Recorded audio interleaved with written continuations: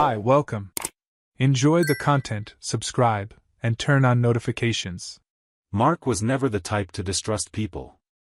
He grew up learning that loyalty was proven day by day, not through pretty promises. He carried that belief into running his restaurant, where all the staff had the freedom to speak up, suggest ideas, and share opinions.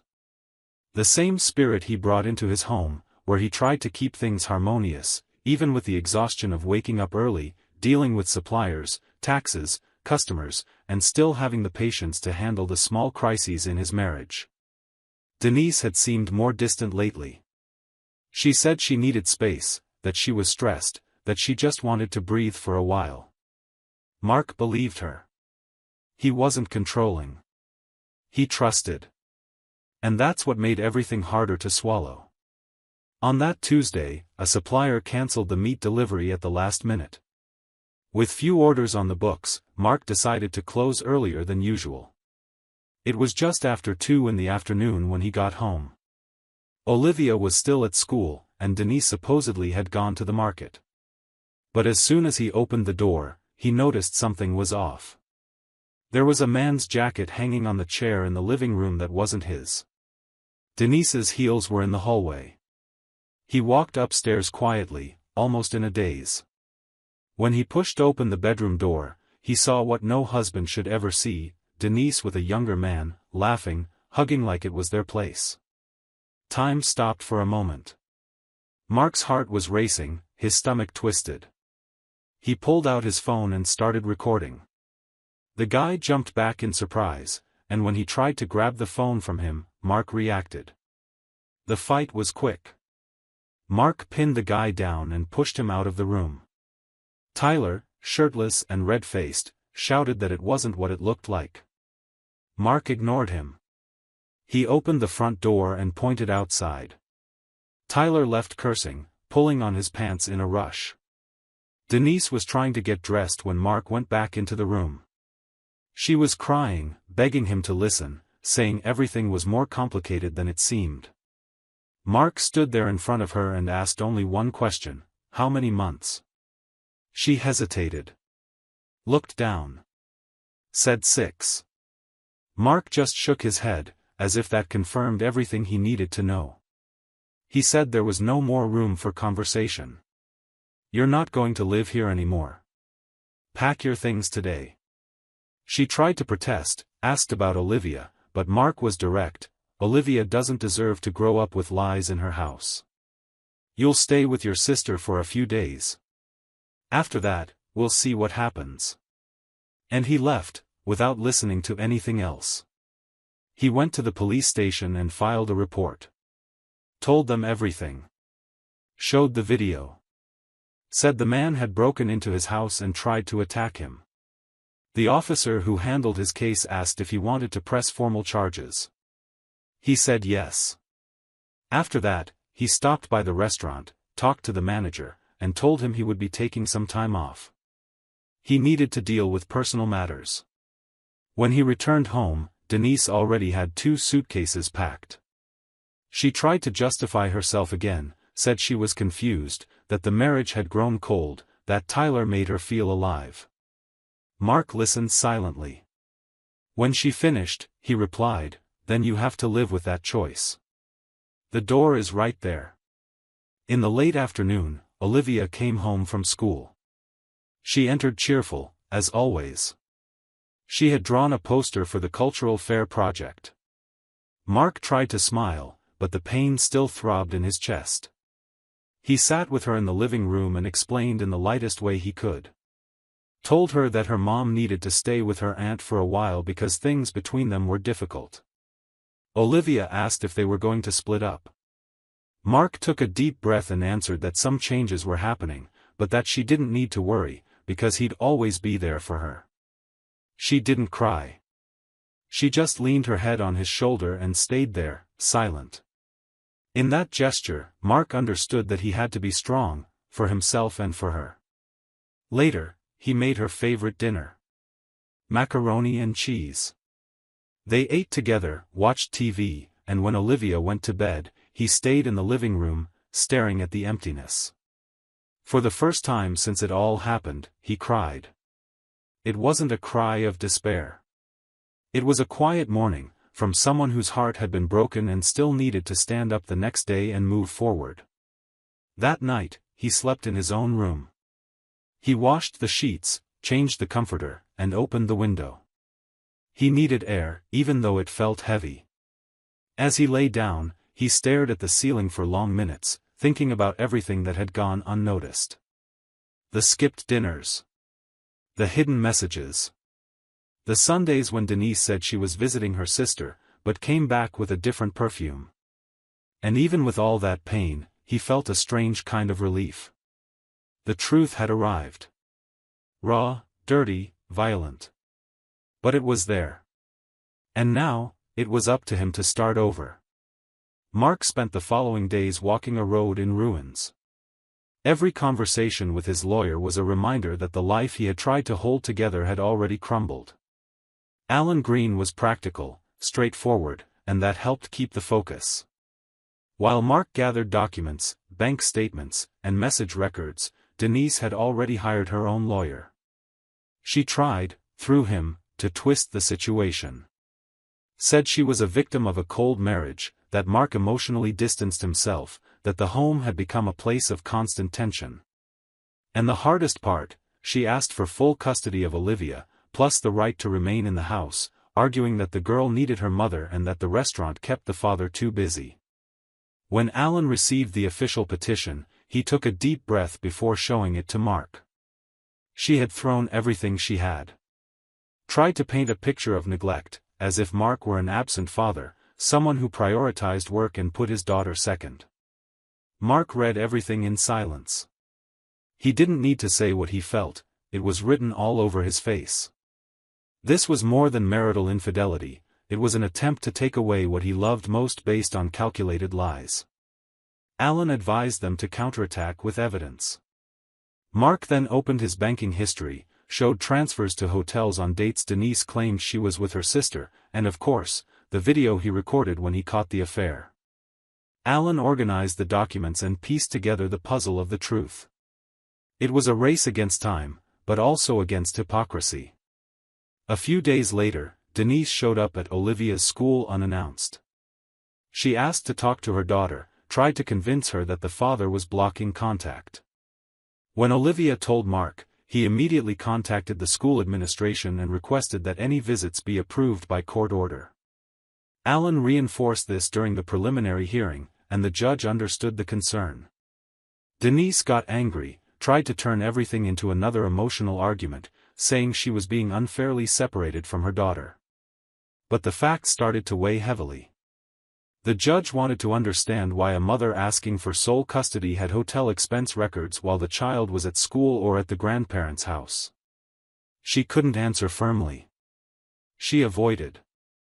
Said she was confused. The judge, a direct man, observed with firm eyes. He asked for the couple's expense receipts, compared the versions presented, and saw inconsistencies in Denise's words. During this process, something unexpected happened. One night, the neighbors called Mark saying the restaurant doors were forced open. He rushed there and found broken glass, graffiti on the walls, and part of the counter destroyed. The security cameras captured everything. 3 young men, hooded, broke in, knocked things over, and left a message painted on the wall in red ink: "This is just the beginning." Alan immediately requested a police investigation. When the faces of the intruders were identified, there was a shock. 2 of them were friends of Tyler. One of them had liked photos of the couple on social media weeks before. This became another accusation. The property damage added to the previous invasion charge, and Alan decided to also file a civil lawsuit for emotional alienation. It was unusual, but in cases with such clear evidence, it was possible to legally hold someone responsible for intentionally interfering in another person's marriage. Denise became cornered. She started missing hearings, citing anxiety attacks. Sent medical certificates, asked for delays. Mark, on the other hand, remained present at every step, even though his heart was broken. He knew this effort wasn't for revenge, but for justice. Olivia continued going to school normally, participating in activities, but the sparkle in her eyes had faded. Mark noticed. He began picking her up every day, even when he was buried in work. On Thursdays, he took her for ice cream, and on Sundays, they went to the movies. He wanted to show her that despite everything, the love he felt for her was what kept him standing. At home, he adjusted the routine so she never felt alone. When Olivia asked why her mother acted that way, he simply said that sometimes people get lost, but that never justified hurting others. Meanwhile, Tyler's reputation started to crumble. His company found out about the legal proceedings. HR called a meeting, and a few days later, he was fired. He tried to argue it was persecution, said he was being targeted in a conspiracy. But videos of the restaurant invasion circulated among locals. Comments piled up online. He tried to erase the traces, but the internet never forgets. Denise also started being avoided by old friends. The excuses that once sounded convincing lost strength. People weren't sure what was worse, the infidelity itself or the attempt to destroy the father of her own child with cold lies. The process dragged on, but each new hearing made it clear to the judge that Denise had crossed lines. And the more she tried to defend herself, the more exposed her choices became. In the middle of all this, Mark also had to deal with the challenges of keeping the restaurant running. He gathered the team and told them what had happened. He asked for patience and commitment. The employees united. They organized a group to repaint the walls, replaced the glass, and an old customer donated new tables. It was a small victory, but it meant a lot. Mark realized he wasn't as alone as he thought. And even without meaning to, he started becoming a respected figure. Some customers left notes of support with their payments. Others brought flowers, books, or even small drawings done by kids who frequented the restaurant. The pain still lived in his chest, but something new was starting to emerge. A strange feeling, almost uncomfortable, like the suffering was making room for something different. Still undefined. But alive. Tyler never had the emotional structure to deal with consequences. When he was exposed, he lost his job and began to be seen with suspicion by neighbors, colleagues, and even family members. The firing hit him in a way that transformed him into someone else. He stopped going to the same places, avoided contacts, and started living with suppressed anger. He fed the idea that Mark was the one to blame for the end of his romance with Denise, for his tarnished image, and for the estrangement from his parents. He invented a script in which he was the victim of a bitter and vengeful man. And the more he dwelled on it, the stronger the desire to settle the score in his own twisted way. With the process ongoing and the public exposure of events, Tyler disappeared for a while. Denise, when questioned in hearings, said she no longer had contact with him. It was hard to know if it was true or just another attempt to save her own image. What no one expected was that Tyler, in silence, was planning something beyond provocation or embarrassment. He wanted to hit Mark where it hurt the most. And for him, that spot was the restaurant. The place that survived infidelity, defamation, and vandalism from his friends. A symbol of resilience that, for Tyler, needed to be destroyed completely. On a Friday morning around 3 a.m, the alarm system went off. Mark, who was sleeping at home with Olivia, received a notification on his phone. He got up and accessed the camera via the app. The image showed a man in a cap and mask forcing the back door with a metal tool. He was fast, aggressive, determined. Mark called the police and left in his car. When he arrived, the police were already on site. The intruder had been detained trying to flee through the back. It was Tyler. He had a backpack containing gloves, gasoline, and a lighter. The plan was clear. His intention went beyond vandalism. It was total destruction. Mark watched everything with a mix of anger and amazement. Tyler was handcuffed, placed in the patrol car, and taken directly to the station. His clean record now included forced entry, attempted arson, and possession of flammable material with criminal intent. The case was immediately taken to court. The judge, upon learning of the intrusion and the criminal intent recorded on video, ordered Tyler's immediate arrest, without bail. The seriousness of the facts combined with recent history made it clear that he represented a real threat. Protective measures for Mark and Olivia were also decreed, preventing any form of approach, even through third parties. The incident further strengthened Mark's position in the divorce process, clearly showing the dangerous environment Denise had exposed her daughter to by getting involved with an unstable and dangerous person. The fallout from the attempted intrusion spread quickly. Restaurant customers, who already knew part of the story, began mobilizing in support. An informal campaign on social media raised donations for enhanced security at the location, and an old supplier offered new monitoring systems. A group of parents from Olivia's school sent letters and gifts for her, saying they were on her side. The town, which had previously just watched, began speaking out. The restaurant became a symbol of dignity. Mark, without needing to say a word, became seen as a man facing tragedy without losing his honor. At the next hearing, Denise tried to shift the focus. She said Tyler acted on his own, that she never encouraged anything, that she had already distanced herself from him. The judge listened, but the facts spoke louder. Trying to justify the unjustifiable only isolated her more. Mark stayed silent for much of the session, but at the end, when given the chance to speak, he spoke clearly. He said his intention had never been war, that he was seeking only a safe and fair environment to raise his daughter. And that everything he did was for Olivia, so she could grow up knowing that character isn't negotiable. The judge closed the session with a firm voice, stating that, in light of all the facts, primary custody would remain with the father, the child's routine would continue as before, and protective restrictions against Tyler's ex-lover would be reinforced. With the process over and Tyler in prison, Mark felt for the first time in a long time that he could breathe with some peace. After the ruling, the judge allowed Denise the right to visit Olivia every 2 weeks, but always under supervision, at a family coexistence center designated by the court. The first times were tense.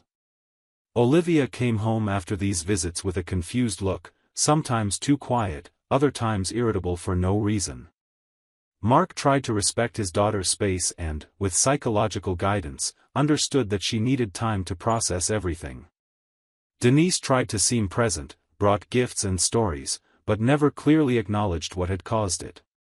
She avoided talking about the past and treated everything as if it were just a bad phase that had passed. Olivia noticed this. Over time, the visits became emotionally distant. She started going only out of obligation, always accompanied by a professional from the center. After several months, she began to ask if it was really necessary to keep going. Mark, with a heavy heart, said yes, that it was important to maintain some connection, however small. But the bond between mother and daughter was weakening, and nothing forced seemed to work. And so, those visits that initially carried expectations became just another item on Olivia's agenda, as she continued growing with premature maturity, while her mother insisted on pretending she still occupied the same space as before. Time passed, and on a normal day, after leaving a meeting with the restaurant accountant, Mark ran into Claire. She was at the local stationery store, choosing school supplies for her nephew. They had known each other by sight for years, exchanged quick greetings at school fairs and community events, but had never really talked. Claire had a direct and calm manner, and they ended up laughing about a silly problem with missing school labels. Mark made a comment about how that kind of task never seemed to end, and she said that even without children, she already knew the chaos of helping her sister with 2 kids. They exchanged a few words, laughed again, and left the store at the same time. It was her who said first, "If you ever want to chat, have coffee. I'm always there at the corner, in that little cafe." He thanked her and thought about it longer than he expected. A few days later, he passed by the cafe and saw Claire sitting there with her laptop open. She was focused, but looked up and smiled when she saw him. He went in, ordered coffee, and struck up a conversation. It was natural, without any forced vibe. They talked about work, about the town, about how certain phases of life empty us out from the inside without us noticing. Claire shared that she had also gone through a divorce, quieter but equally painful. She said she learned to value the people who stay when everything falls apart. Mark listened, without telling much of his own story. He was tired of reopening wounds. He just wanted to listen and be there, without rushing, without obligations. Over time, the two began to meet more often. There was no set commitment, but the conversations gained space, and both felt comfortable. Claire met Olivia one afternoon when she stopped by the restaurant to pick up an order. The girl was at the register, reading a book, and Claire complimented her choice. Olivia, curious about the world around her, asked, "Are you my dad's friend?" Claire answered yes, with a sincere smile. And that was enough to start a conversation between the two. After that day, Claire started coming around more, sometimes to eat, sometimes just to chat. She never invaded anything. She was kind and observant. When Olivia began including her name in the little stories of the day, Mark understood that something new was beginning to grow there. Deciding to move in together came slowly. Claire already had her life in order, her apartment, her routine. Mark didn't feel the need to change everything at once. But the nights she spent there started to become more frequent, and breakfast with the three of them became common. Olivia seemed comfortable, secure. And that was what mattered most. When she asked if Claire was going to move in for good, Mark said maybe, if everyone was okay with it. Olivia shrugged and replied, "She makes you smile more." That was enough. This new chapter brought calm. Claire helped with restaurant ideas, Olivia grew surrounded by stable affection, and Mark, even still marked by everything he had lived through, felt that he could finally walk without the weight of distrust. Denise showed up unannounced one autumn afternoon while Claire was helping Olivia with homework in the living room. Mark answered the door, and for a moment, he barely recognized the woman in front of him. She was visibly thinner, with deep dark circles and the expression of someone who had lost more than she wanted to admit. She asked for a few minutes. Claire, sensing the situation, took Olivia to her room without questioning. She didn't come to ask for custody or discuss anything legal. She came to apologize. She said she had distanced herself from everything and everyone after Tyler was arrested. She admitted she had lost friendships, the trust of her family, and finally, even her pride. She recognized that she had wronged Mark, her daughter, and herself. She cried. Said she knew there was no going back, but needed to look him in the eye and acknowledge the destruction she had caused. Mark listened in silence. He didn't feel anger or pity. He just felt a strange compassion for someone who now understood the damage she had done. He said he forgave her, not for her, but for himself and Olivia. That forgiveness was necessary for all of them to move forward in peace. But he made it clear, life had moved on. And she was no longer part of it. Denise thanked him, asked to see her daughter one day, if she wanted, and left without drama. 5 years after that storm, Mark and Claire married in a simple ceremony, just for the closest people. Olivia carried the rings. At the end, in an improvised short speech, she looked at her father and said, "You taught me that being strong isn't about yelling or fighting back. It's about protecting in silence." Mark wiped a tear and held Claire's hand. In that moment, he understood that everything he had suffered led him exactly to that place. To a quiet love. To a life he hadn't planned, but that, in the end, was exactly what he deserved. Thank you for watching the video. If you enjoyed it, don't forget to subscribe to the channel and turn on notifications so you won't miss any updates. See you next time.